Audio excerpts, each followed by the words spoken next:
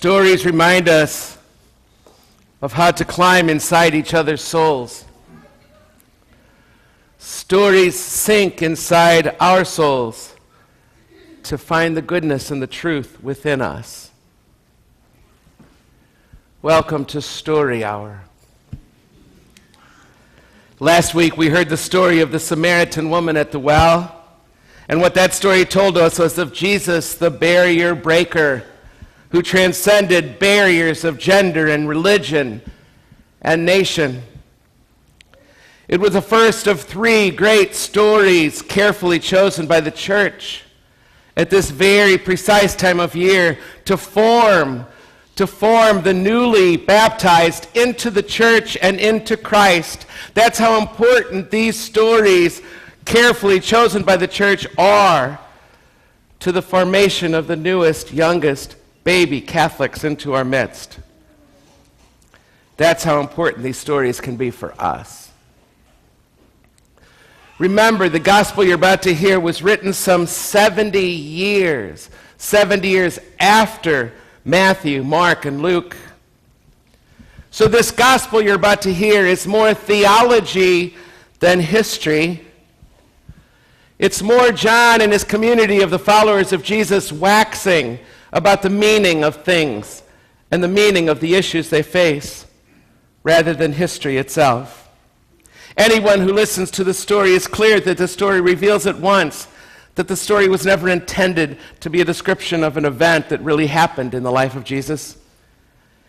It was rather a description of what the people who made up John's community encountered when they discovered that for their part they could no longer live. They could no longer live inside the context of the traditional faith system that they were raised in.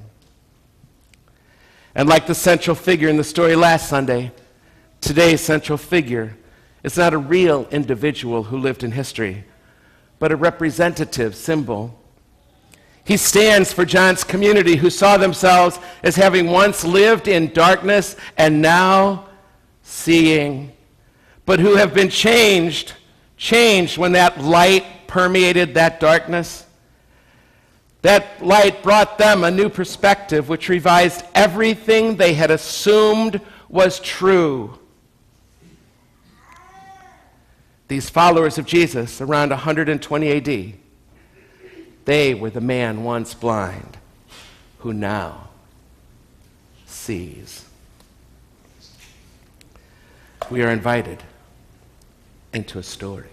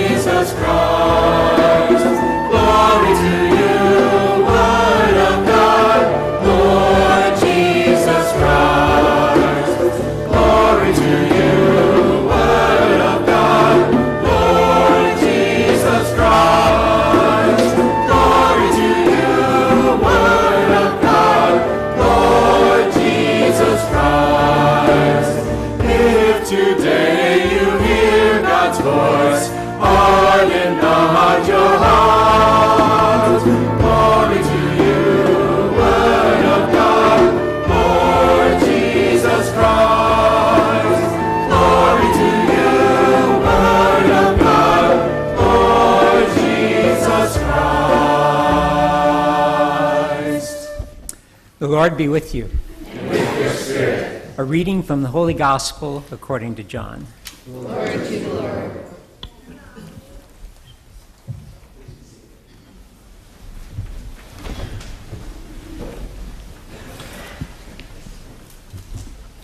As Jesus passed by, he saw a man blind from birth.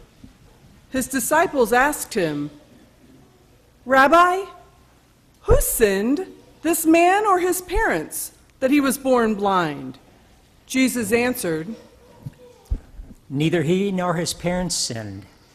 It is so that the works of God might be made visible through him. We have to do the works of the one who sent me while it is day. Night is coming when no one can work. While I am in the world, I am the light of the world." When he had said this, He spat on the ground and made clay with the saliva, and smeared the clay on his eyes, and said to him, Go wash in the pool of Siloam. which means sent. So he went and washed, and came back able to see. His neighbors and those who had seen him earlier as a beggar said, Isn't this the one who used to sit and beg? Some said, It is. But others said, No, he just looks like him. He said, I am. So they said to him, How were your eyes opened? He replied, The man called Jesus made clay and anointed my eyes. He told me, Go to Siloam and wash. So I went there and washed and was able to see. And they said to him, Where is he? He said, I don't know. They brought the one who was once blind to the Pharisees. Now Jesus had made clay and opened his eyes on a Sabbath. So then the Pharisees also asked him how he was able to see. He said to them, He put clay on my eyes, and I washed, and now I can see. So some of the Pharisees said, This man is not from God, because he does not keep the Sabbath. But others said, How can a sinful man do such signs? And there was division among them.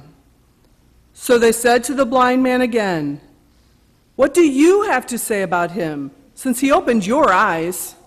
He said, He is a prophet.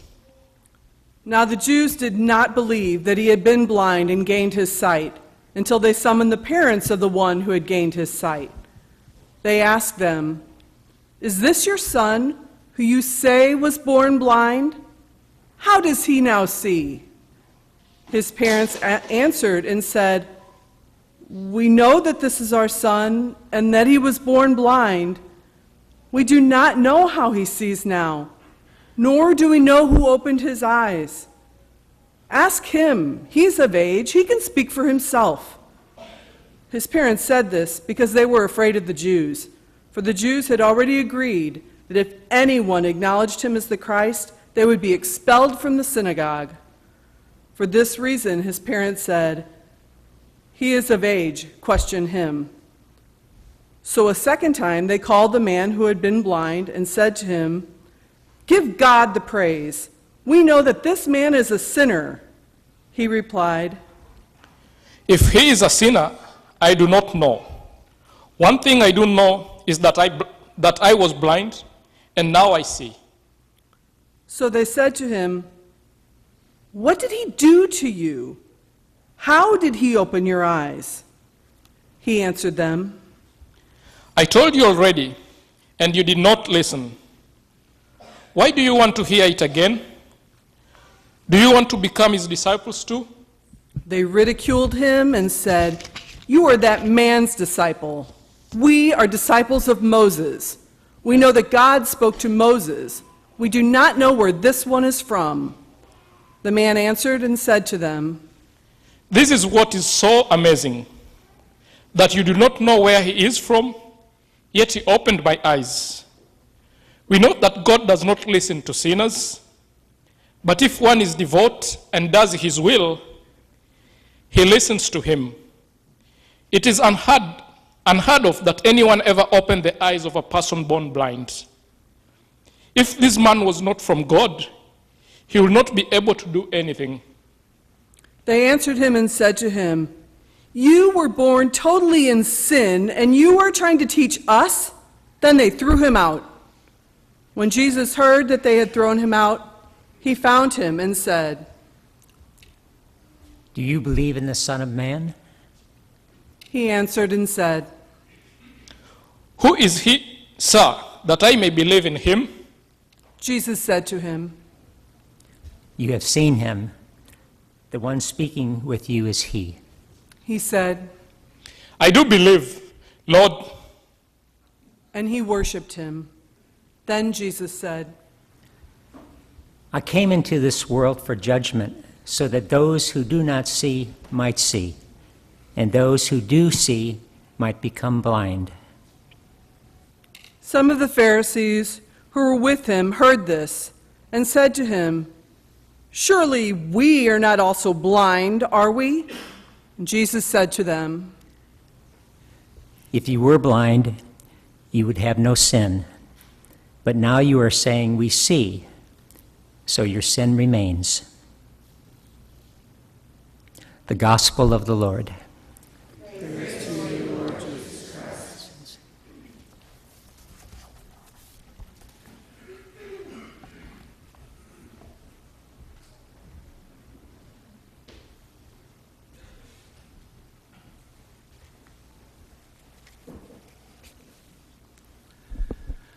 Who are the blind ones? Who are the seeing? The Jews never imagined separating from their fellow Jews. They loved the synagogue. They imagined worshiping there the rest of their lives. This was their faith, after all. It gave them everything they knew. They only imagined that they would live among their fellow Jews with this now deeper, wider, more inclusive, less rule-bound faith. Wrong. Like all new ideas, new perspectives cause trouble. Did you ever try when you were in college to go to your mom and say, "Hey, Mom, I think I'm taking a year off of college to travel the world"? That new idea, that new perspective is going to set off alarms in Mama. And if she's anything like my mom, she will tell you every reason you ever imagined, probably for the next week, of why that's a bad idea. And that's exactly what institutions do too. And that's what the Jewish faith family was doing to these new followers of this Jewish Jesus. New ideas cause new ways of seeing. They always do, but some, perhaps many, will resist the new idea, will be scared by the new idea. They'll see everything that's wrong with it first before ever even considering it. And as I trust you know, when our understanding of things begins to change, the paradigm begins to shift, and consequently, our anxieties are going to go through the roof. And we will end up finding ourselves torn by how deeply this new teaching resonates inside of us and how hard it is to let go of the old securities. This is a recipe for anxiety going through the roof. I asked an evangelical student, a fundamentalist, not too long ago. We were arguing about the Bible. I should have probably never gone there, but I did. But I'm glad I did in the end because I learned something really important that has helped me, actually, in the long run. I asked her, why can't you see that the facts that some parts of Scripture are undeniably legend? I can almost prove it to you that they're legend and they're not fact. And she said, I can't go there, Father Gary, because if I start to doubt one single part of the Bible is true, how will I ever know what's true and how I should live my life? I'll start to doubt everything. That's what she said.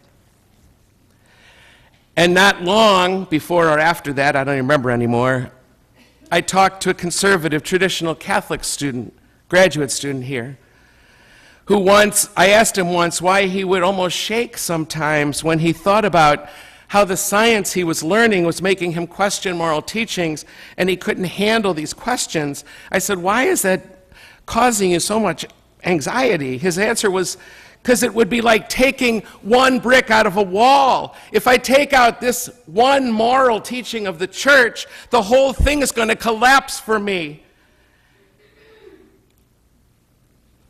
Observing these two students, I would have to say in the end, their struggle is not a struggle of faith.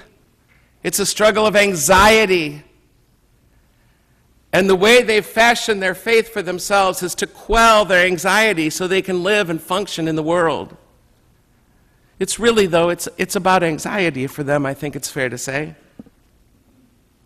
So when the light of the world brought the Jews a new perspective, which relativized most everything that they had ever assumed was true, it in turn increased their anxiety, making it necessary for the Jewish teachers, leaders, to choose whether they would embrace the light, this new light, or deny it. Would they simply stave off this threat of new ideas and then seek to rebuild the bubble, the security bubble, and settle back into the routines of their past? Or might they also step into the light and walk with courage into the unknown, exposing themselves to a new reality that living in the light might, no assurance, might bring? Those are the choices of new life, new perceptions, new perspectives that new insights will always bring. It's always going to make us at a crisis point. Where do we go from here? Many, as you know history, many could not let that in. Trouble was a brewing then, wasn't it? Trouble was a brewing. Those Jews who were able to see the meaning of Jesus, that it included this new community, and this new community became the core of the Jesus movement. It was going to be including women. Well, that was their tradition. It still actually happens in the Orthodox Jewish community. So were both Samaritans going to be included? Whoa. And the Gentiles now, these followers of Jesus, were seeing that he was including all these people that were never included before. This was getting scary. And can you even imagine then, really, truly, really, with some compassion and empathy in your heart, can you imagine how hard that would have been for a traditional Jew to stomach? Ouch. It was also hard for a traditional Jew to stomach. These Jews were beginning to see Jesus of Nazareth as the longed-for Messiah. The Messiah was conceived of as a defining symbol of the whole nation. They were starting to see God in him. They didn't know what else to say about it. They just knew that there was something extraordinary in this life. They saw God in him. They were beginning to sense that they were meeting, engaging, and being present to God in the life of Jesus. This is unheard of at such a degree, to such an extent. And for many, this Christ figure was beginning to become a manifestation of the reality we call God.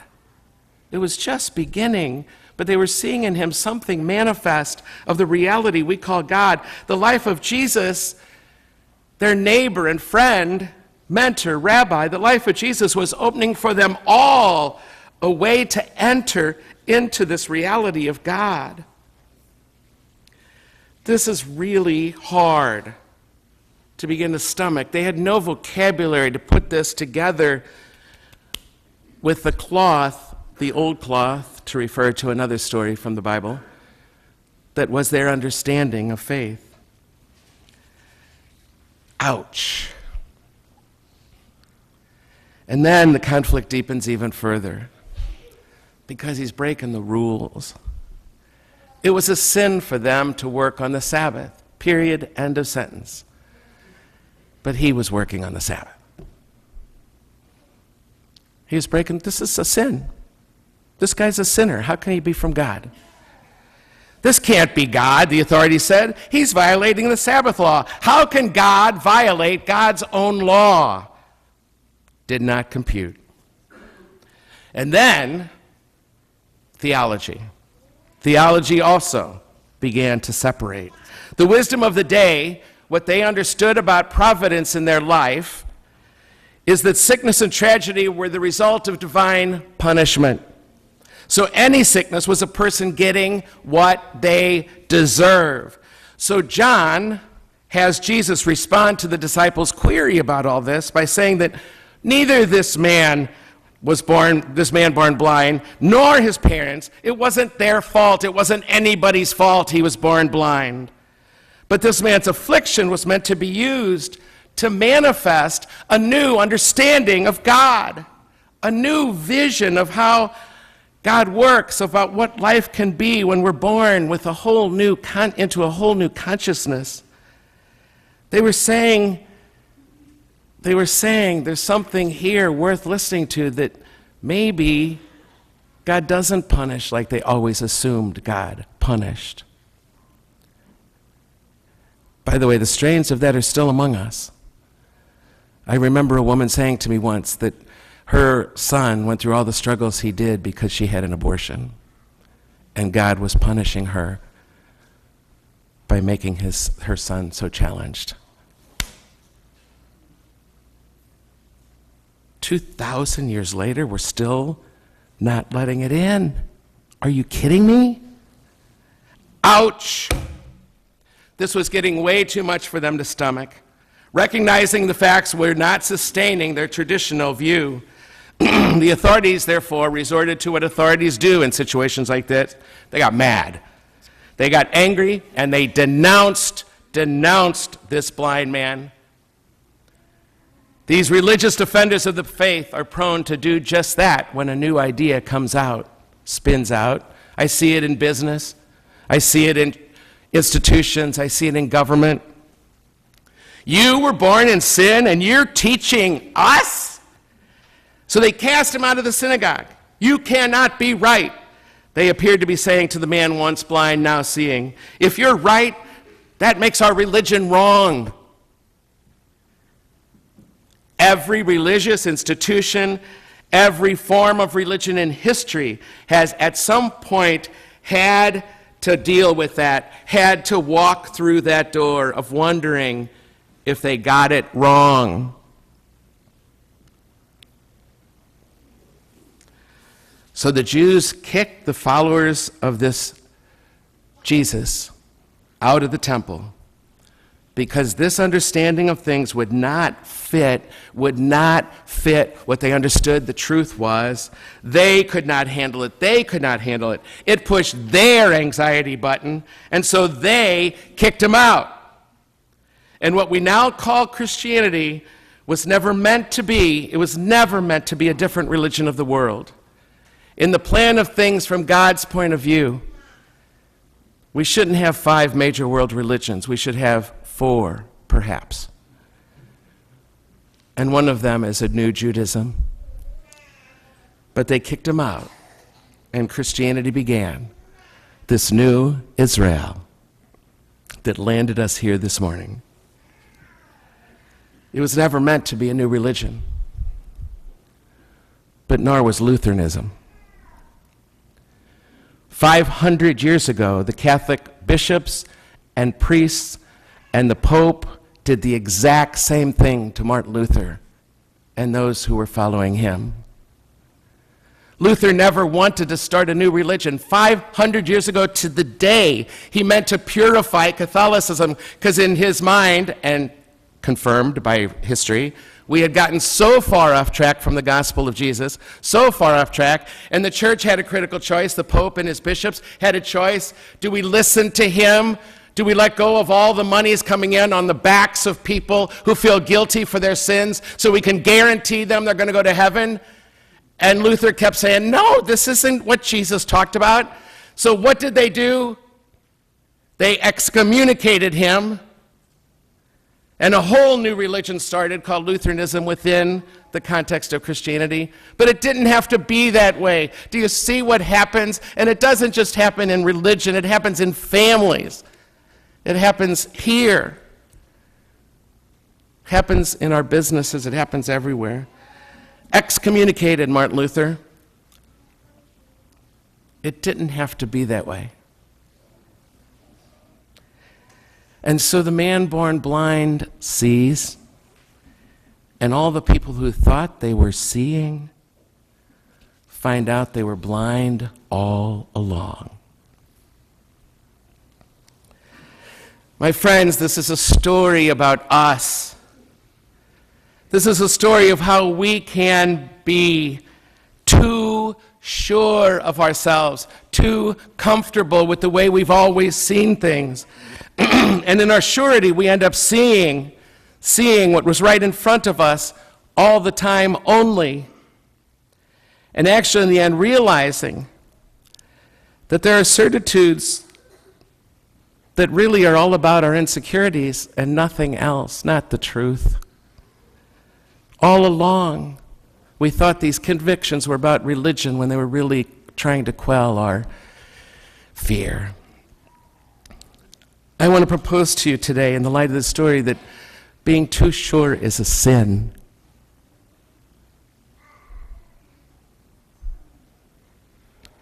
Sin is the need to stay certain when we are not certain anymore. Sin is me saying, I got to get back to the way things were. I got to get back there quick because I can't handle living like this in the in-between anymore. Let's take it back to the way it was. Let's go back. But God might be pushing us out to think about God differently than we did before. But sin is needing to stay where I've always been. For the church, a government, an institution of any sort to say that is collective sin as well. I'm not saying we don't have to weigh new ideas carefully. We do, and it's the job of the Pope and the bishops, and my job here, and it's your job as leaders in your family to weigh ideas, to try our best not to let people get hurt, but also not to weigh in on them so quickly that we don't entertain the possibility that maybe I should suffer a little anxiety here for the sake of my child.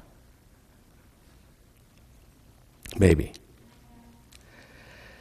We are not allowed to stay where we are in control and stay safe and not go out there with the rest.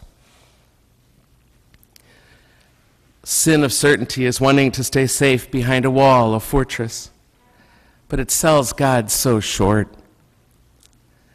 God desires our trust more than our correct beliefs. Correct beliefs are so important. I have so many beliefs that I carry with me that I trust are correct, and I'm sure I cling to some of them way too much. But more important than correct belief is a posture of trust, even when things fall apart intellectually for me. To live in a posture of trust is the true heart of religion. That's trust. And I got to know about Gary Brown's life. To come to a point of clarity doesn't last. There'll be a point in time where it probably won't make sense anymore. And what happens then when things don't make sense like they used to? Here's where I want to put in a plug for the Confession Marathon this week. I would like to propose to you that you ask yourself the question, have I really been blind even though I thought I had it right? Consider, if you would, in preparation the next couple days, the sins of your own certitude that has kept you from life and you don't even know it. You and I both know when we got driving lessons that there's a blind spot every time we drive. And if we're not aware of that blind spot, it could kill us, and it could kill somebody else. We sure as hell better know the blind spots, the best we humanly can in our lives. We got to know the blind spots because it could really hurt someone. And bring that to the sacrament. Come and let mercy touch that. If I'm ever going to break out of the way I block off some things that might end up being the truth, I have to begin to monitor where my anxiety goes when I hear a new idea and own it. Take responsibility for it. Don't throw it on my kid. Don't make her do ... just so that I can sleep better or I have less anxiety. I need to fix that, not my kid. You might have great reasons for that curfew or whatever. I'm not talking about that. I'm talking about people that make curfews happen just so that they can sleep at night. There's other ways to help you sleep. I have a great app on my phone I'll give you any time. But I'm telling you, young people see through that, and they're going to know they're taking care of mama again, and it's not about them. They're unbelievably smart. They know what I'm doing it too, so I'm not preaching to you about that just by yourself. And I got to tell you who the prophets of this are for me. And I know this is just going about a minute too long. But it's Lent, what the heck. Our university over there is full of people who do research all the time. These are my prophets. These are my prophets. I'm telling you, when I watch what they do, when I listen to them talk about what they do, a university is full of people who do research. What they have taught me is that if we are ever to come into the truth, if we're ever to see, if we're ever to make breakthroughs and new discoveries, we must assume we're blind, that there's ways we're blind we don't even know, that there's a blind spot I forgot was there. And therefore we have to get comfortable seeing data that I'm not comfortable seeing, that's not congruent with the way I was thinking. They will never discover anything new if they have only preconceived notions about what's real or not. You can't set out to find only information that already supports what you already believe. Neither you nor I can set out to find only information that already supports what I already believe, even if it creates anxiety in us or in the masses of us. We have to be willing to bear that anxiety if we are ever to see. It's no wonder Jesus kept saying, don't be afraid. It's fear that's leading to all this craziness. I guess the bottom line question for me, and perhaps it could be for you, is the possibility of truth worth the anxiety that it's going to come with it? Is the possibility of truth worth the anxiety that will come with it? Who are the blind ones, my friends? And who is it who sees? Who are the blind ones? And who is it who really sees?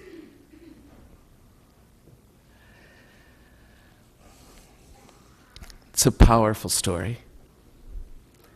And the church tells it every 3 years. And the church is holding itself accountable as well to these stories. I'm proud of the church who puts it out there for us. I really am.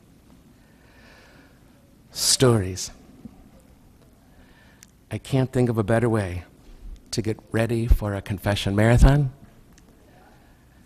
because Gary Brown, and perhaps you as well, have been blind to this sin in me for too long.